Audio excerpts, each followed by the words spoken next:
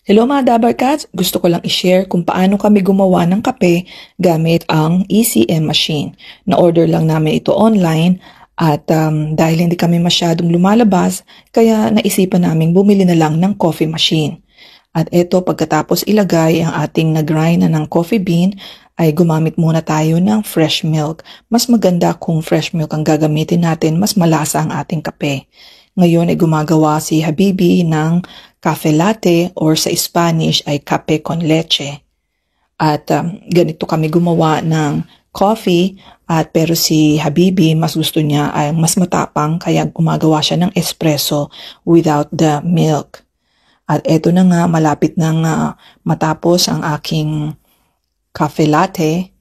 At meron ding hot water dito kaya nagpapainit muna siya ng hot water sa baso at para pag ilalagay na yung coffee ay mainit pa rin yung baso. At eto na nga, binubuhos na niya ang ating espresso at isusunod na niyang ilagay yung gatas. At eto na ang aming ginagawang coffee latte or cafe con leche sa tanghalian pagkatapos kumain. At eto na po siya, eto na ang finished product ng cafe latte.